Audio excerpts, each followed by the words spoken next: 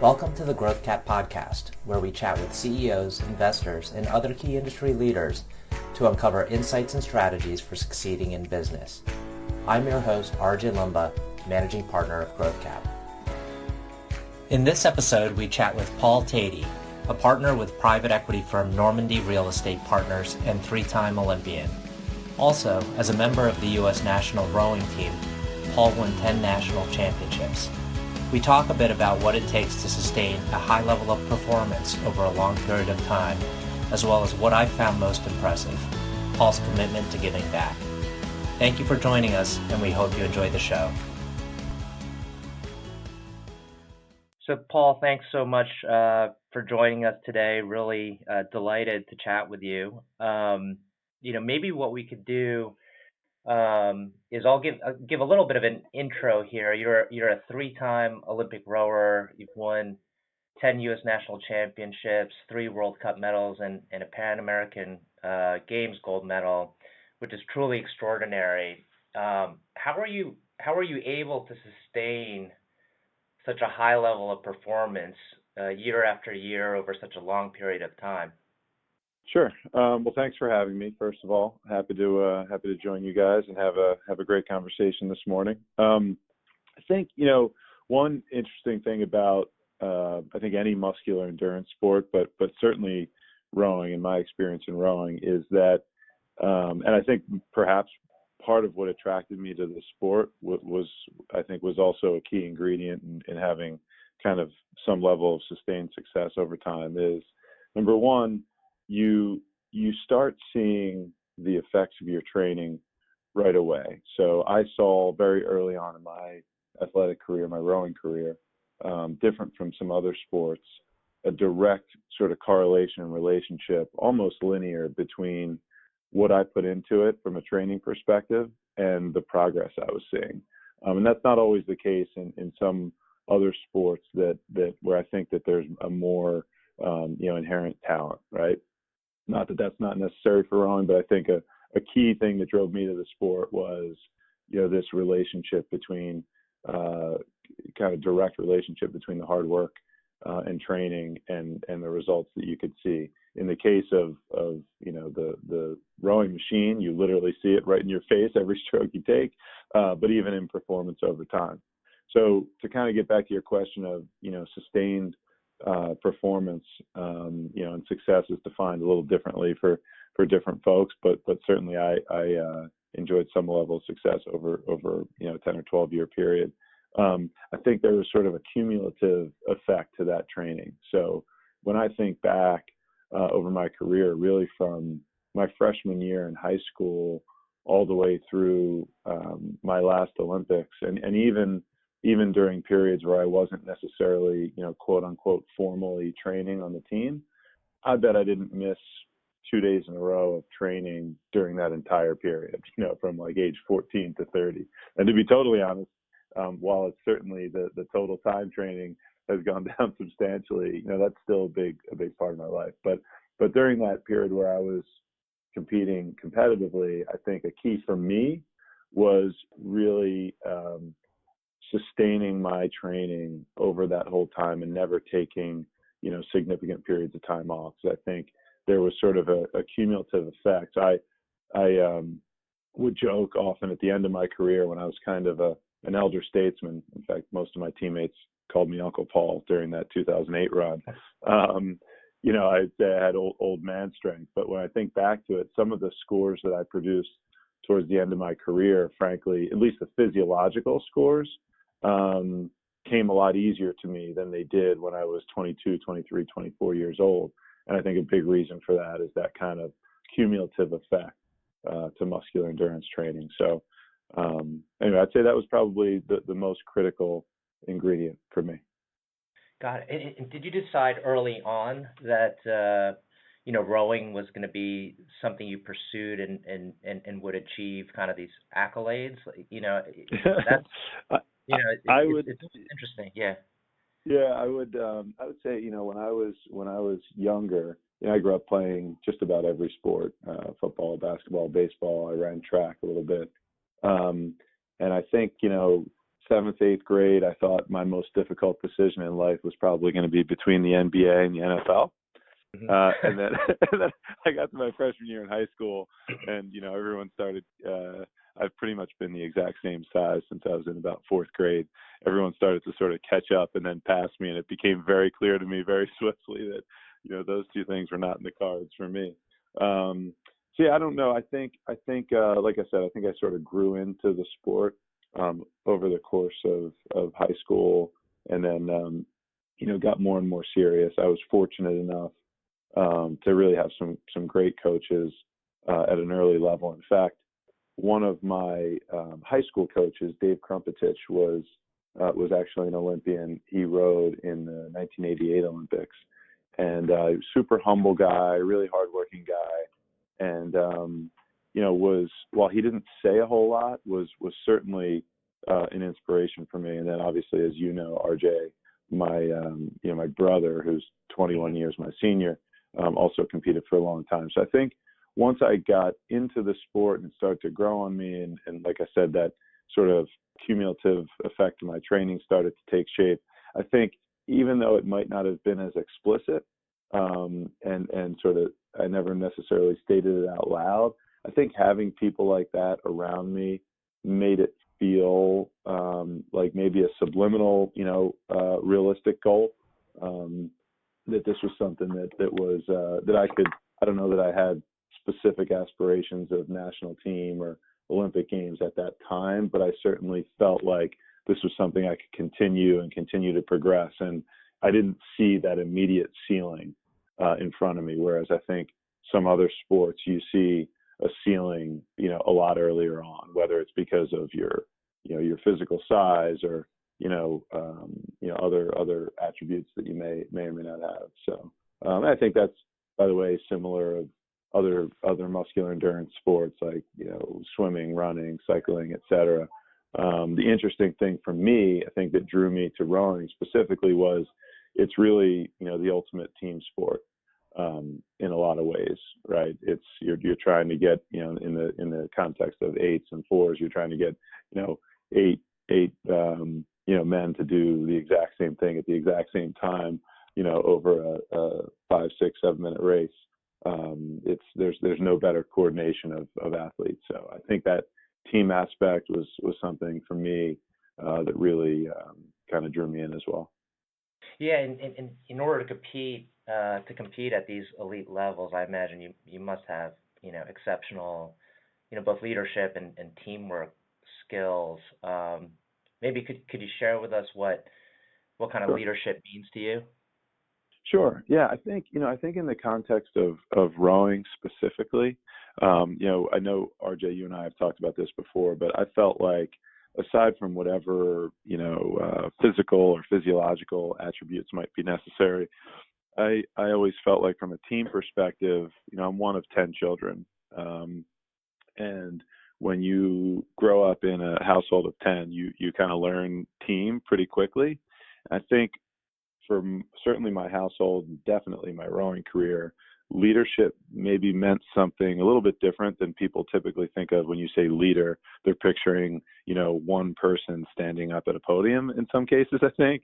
And for me, the type of leadership that I learned in my household and over the course of my career in rowing was more kind of leadership, I think, by example and by being a good teammate, right? So, what does that mean in the context of a family? I think it means you've got 10 people at various points in their life where maybe different things are important to different folks. As an example, right, when I was rowing, when I started rowing in Philadelphia, the boathouse was about 15, 20 minutes away from our high school. And I started rowing my freshman year, and all of our coaches worked, and we would typically practice before school at 4:45 in the morning. So what did team mean in the context of my rowing career getting started for the Teti family? It meant either my mom, dad, or one of my brothers and sisters driving me 15 minutes at 4:15 in the morning, right? Because for me at that time, there was nothing more important than, my rowing practice. For them, perhaps they had to get to work, or my mom had to get back and get the other kids, ready for school, or, or what have you. So I think those are the types. And I think, to relate it back to the question about leadership, I think if I think about my dad getting up at 4 o'clock in the morning after whatever he was doing, working the night before, that was a display of leadership, right? He had leadership, he had responsibility for me, in that case, one of the Teti family team members who had something that was really important to them. So I think if I apply that to some of those lessons that I learned to my rowing career, certainly there are times that you need to speak up. Certainly there are times that you need to kind of bring people together around a common goal. And those are pretty typical leadership skills. But I think in the context of the sport of rowing, there's no MVP, right? It's not like someone's on the team scores a touchdown and someone else is the blocker. We're all going to cross the finish line either first or last together. And so I think leadership in that context really means coordinating a team around a goal and being part of that team, not above it or below it. So I think I often think that my family upbringing made me sort of uniquely positioned to contribute as a productive team member and perhaps in certain cases as a leader in my rowing career. And frankly, my professional career has taken a very similar path in terms of being drawn to more of a team environment. So. Yeah, and that's a good segue, because I did want to chat a bit about how kind of your experience as an athlete and competing has served you kind of in the business world, given that there's some of the same dynamics. You're working with an organization and you have to figure out how to win together. So would be curious to kind of hear hear more about kind of leadership and teamwork in the business context. Sure. Yeah, well, for better or worse, rowing is not a revenue-producing sport. Right. So one of the only ways that I was able to, and I probably should have pointed that out during your first question, but one of the only ways I was really able to continue my rowing career was to be able to find, have a job that allowed me to train during those periods as well. But yeah, in terms of my professional career, I think it's a lot of those same attributes for sure in terms of being drawn to a team environment. I'm a partner at Normandy Real Estate Partners, which is a investment manager and developer based here in the state of New Jersey, and we operate more or less between Boston and Washington, with offices in Boston, New York, and DC. And coincidentally, Normandy's two founders are Finn Wentworth, who happens to be one of 10 children as well, with the exact same split as me. I don't know if I ever told you that before, RJ, but yeah, he's got seven sisters and two brothers. And the other founder, a guy by the name of Dave Welsh, was quite an accomplished musician. And I point that out because I think in both of those contexts, contributing as part of a team, right? So we talked a little bit about being from a large family and that large family dynamic where everyone's expected to contribute and lead, at certain times and kind of bring their talents to the table. I think similarly with a musician as part of a band or team, everyone's got their sort of set of responsibilities. And so I think when I think about our company and how it's formed, I joined when there were only 4 or 5 of us, and we're now about 130 people or so, plus or minus. And I think about how that our company has been built over time and how that team environment has been created. And I think it really comes back to, Dave and Finn, and a third partner that they brought on, or they came on to start our fund business, Jeff Groening. Really, we always built everything that we've built as a company has been in a team environment. And so I think my upbringing, my large family certainly contributed to my success in rowing. And there's no question that the time I spent training and competing athletically as part of, both, in high school and then both in college and on the national team, I think uniquely positioned me to be, a successful contributor as part of a team that, that's grown to be, quite a successful platform. So I think there are attributes, and some of the things we talked about, right? Making sure that every day you show up, there's a contribution. There's the ultimate responsibility in the sport of rowing, right? Because you can't take a play off. Right? You've got a 2,000-meter race. There are 8 of you, and plus your coxswain, or 4 of you, whatever it is, coming down the course. It's not like I can take a breath, right? So there's inherent responsibility insofar as the boat is moving, and you're expected to move with those other team members. I think that ultimate responsibility, then when you come into the professional environment, and it's not necessarily that someone's watching or sitting right in front of or right behind you, but I think that that's so ingrained in me. That concept is so ingrained in me that when I think about my work day, my work week, or long-term goals we have, whether it's a large deal that we're trying to close or something more day to day, I think I feel that constant draw of responsibility to contribute, and that's something that I think about every day in my professional life, and I certainly draw that line back to my training and also my family life. I often say, when we're either meeting new partners or investors or what have you, that and they ask, what did you do before Normandy? And obviously I had jobs, but the real answer is my primary goal was training for the U.S. national team, and that I think the most transferable skill, in a joking sense, is pain tolerance, right?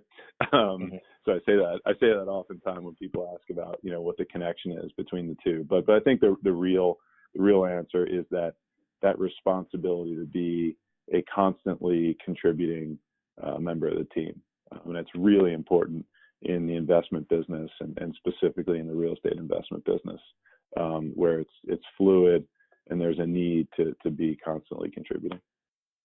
And you said something interesting the other day about how you think about,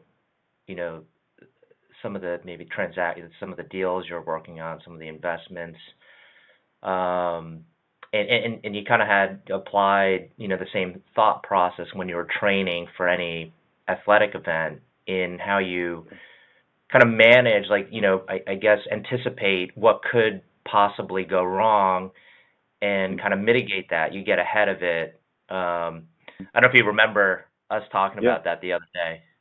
Yeah, I think that's right. So, if you think about sort of the complexion of a real estate transaction, and what I do every day, whether it's a new acquisition or it's a lease or it's a financing, right? These are things that typically are identified up front. So let's take a lease transaction as an example.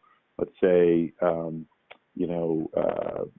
RJ Capital, wants to sign a 300,000 square foot lease at one of our properties in New York City, and tour the property, and we meet, and we develop basic economic terms, and there's some kind of letter of intent agreed to. So now we've established our goal, right? Our goal is to consummate this transaction that's got all sorts of complexities that might have been left out of that term sheet, and it's going to take us, weeks or months to complete that. So let's put it a few months out, right? I think direct correlation in my athletic career, we've got, the national championship in June, and we're sitting here in January with a goal of winning the national championship. What are those interim steps that I need to take between now and June to make sure that anything that could occur, during that race on that day, that I've prepared myself for between now and then, right? And there's a series of steps. In the case of rowing, there's a long distance training period to build my base. There's a fine tuning as we get closer to race pace. There's health and wellness, and what I'm going to be able to eat that day, to the extent we talked. It might have been part of that same conversation, RJ, but we talked about diet, right? And said, well, if I'm racing in Bulgaria and I've got these very specific diet requirements that I can only adhere to in Princeton, I'm going to have a problem when I go to the line against the Germans or the Dutch or whoever it may be, right? So I think I relate that back to, now we're back in the real estate deal, and I say, okay, I've done a number of deals with other, private equity or financial institutions that are just like RJ Capital, right? And so what are some of the things that came up? How can I prepare myself to get out in front of some of those issues that I know are going to present themselves between now and when we're able to consummate that lease transaction? And let's get out ahead of them. Let's talk to our attorneys about them. Let's make sure we staff this project properly. Let's make sure that, the things that have come up in prior transactions that may have either caused timing or cost delays, to the extent they come up, let's identify them now and kind of work our way through them. So I think that deal process, I would probably not be as well suited for something that happened, intraday, where I was in and out of positions during the course of a day. That's not, I don't think that applies as well, at least directly to my own career. But having a medium or long-term goal that requires lots and lots of work and energy and time and focus in an interim period, that's something that I'm very familiar with from my rowing career, and I think correlates almost completely and directly to the investment business. We've often talked on Sundays on our walk from church to the coffee shop, right, about deals we're working on that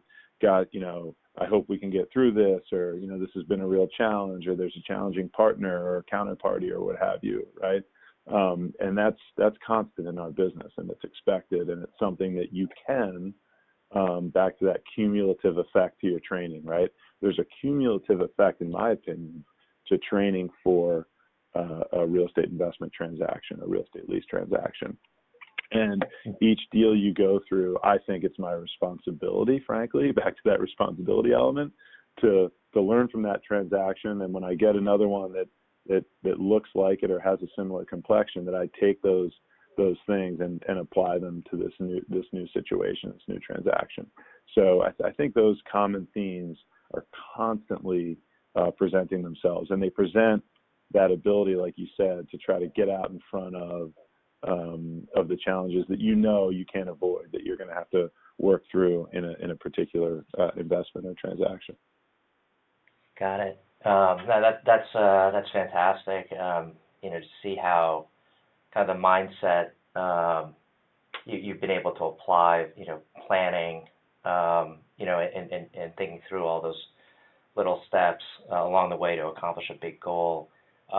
Maybe switching gears a little bit, it's really been a pleasure to get to know you over the last several years, and you're someone who gives a tremendous amount to the community and various charitable causes. Where does this dedication to giving come from? Sure. Well, I think some of this is going to sound familiar, because I do think it comes back to the family element. But I was actually just thinking about this the other day, because there was a school that I'm somewhat involved with, and they're in a fundraising campaign, and I was sort of thinking about this exact question. And the reality is, I've been the direct beneficiary of charity, and my mom used to always say charity starts in the home, right? I was the direct beneficiary. Like I said, my athletic career, there's absolutely, positively no question I wouldn't have even been able to take step one, but for the contributions of my brothers and sisters, and certainly mother and father, and even extended family, whether it was driving me to practice or passing the hat around so that we could buy a rowing machine to put in our cellar, that I would literally live on, in early mornings and late nights when I could get extra work in. Or I went to private school for a year, and I remember I went to the Hun School, actually very close to where you live, RJ. And I remember getting there and thinking, oh my goodness, people call this high school. Wow.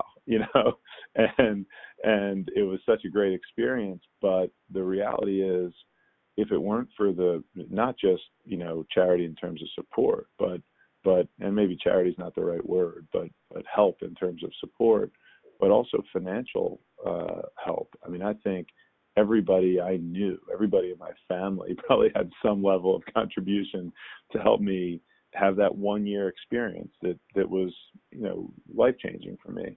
And I think, by the way, in some ways, it benefits the school too, right? To have a community of people that get to have an experience that maybe they wouldn't otherwise be able to afford, whether it was through, aid or help or whatever. So I feel, again, from a community involvement perspective, it's just something that I grew up with. My father in particular, I mean, I can countless examples. I think I've told you some of them, whether it was his, he started a soup kitchen that ended up becoming a homeless shelter in Philadelphia. There was a period where he came up with this idea that, during the winter months, people that are without a home on the street, an ideal scenario is all these churches in our community of every denomination are empty during the night, right? So this is perfect. And he thought this was like such a perfect idea, right? We could utilize these empty churches as temporary places for these people who are literally out in the cold to spend the night in a warm place. And as you might imagine, that while that's a very good idea, there was certainly some community pushback in certain communities, right? But and that's just one example. But I think I grew up with that both within my family and also our parents, my parents, certainly ingrained in us that there was a responsibility to the community that we lived in, because you're benefiting from that community, and so I think there's a responsibility to give back within the community, but also to give people who might not otherwise have access to the things that you've been lucky enough to attain to have similar access. And so, there are a number of organizations that I've been lucky enough to get involved with where either my time or my resources or my financial resources or experience could be helpful. And when those opportunities present themselves, I certainly try to take advantage of it. And I'm as proud of those things as I am of any medal that I've won or deal that I've closed. So yeah, and maybe what we could do is perhaps we can close with some of the charities that you support, and we can what we'll do is we'll include links to those charities to for our listeners and readers if they have interest in learning more, because I think you're involved with some really interesting ones. I know I got to know Playworks through you, so maybe we could talk a little bit about that if that works. Sure. Yeah, that'd be great. I could kind of give maybe a run through of the things that I'm currently involved with, and then if there's anything interesting we could offshoot. But Playworks is a group that I got involved with. It's a fantastic organization that essentially at the most basic level is providing, their goal is to provide children, and we've got children, right? So we know how important this is. Children basic access to play and recess. They're particularly focused initially on areas where, in a lot of cases, it was literally either unsafe or too difficult for schools to provide access to basic recess outside. And so it started with that, and I think it's grown into significant research in conflict resolution and healthy kids and healthy play and safe play. So a very basic thing that requires a lot of work from a lot of people to provide every kid across the country access to basic, safe, and healthy play. So that's an organization I'm really proud of. I've been involved from a sort of sticking in the health route with Diabetes Research Institute, which I learned about, frankly, through, I think we probably all have friends and family that have been touched by that disease. But I had the opportunity through actually a real estate group in New York City who does quite a bit of work and basically produces the largest single fundraiser for the Diabetes Research Institute, which is part of the University of Miami, had the opportunity to get a little bit more involved through them. And so that's been really fun. And I also, one of my teammates, actually, a guy by the name of Tom Auk, was diagnosed with leukemia. This is going back could be maybe 5, 6, 7 years ago. And, that was a real wake-up call for me, because this was a guy that I looked up to in every way: family, personal, professional, certainly health. He's a 2-time Olympian and scratch golfer, champion cyclist, just an incredible physical specimen. And this disease, hit him. And at a time, when he had children and a wife and was, growing his career and family. And so took that opportunity to get involved with a part of Leukemia Lymphoma Society called Light the Night. It's an event that they put on every year. And, I got quite involved with that for a few years. And I've tried to stay involved, as a contributor. As RJ, as there are a number of rowing related causes. I've gotten so much from that sport that I stay pretty involved through the National Rowing Foundation. I've been involved with the organization over at Mercer Park, and more recently involved with a boathouse that's being built in New York City, actually, hopefully, for an organization called Row New York, which was originally founded based on the concept of giving young, underprivileged women access to this sport that is such a confidence builder and provides so much access to so many other things. And it's now grown to literally hundreds of young girls, as well as adaptive rowing, and other athletes training in multiple locations around New York City. So those are some of the things that I've been involved with, or that I'm currently involved with, I should say, that I'm really proud of and excited about the progress they've made and the small contribution I've been able to play. And then I guess I shouldn't leave out that the closest thing to me is our kids' school, which I'm involved with through the board of trustees, and trying to play an impactful role there as well. Right. Well, fantastic. Well, I know we ran over, and I definitely appreciate the time you've taken. So thanks so much, Paul. For taking the time for the conversation, and wish you and the family a great holiday season. Absolutely. Hey, thank you, and it's great that you put on this series. It's a good opportunity to take a few minutes off and talk about the things that interest us. So thank you, and I look forward to hearing the piece.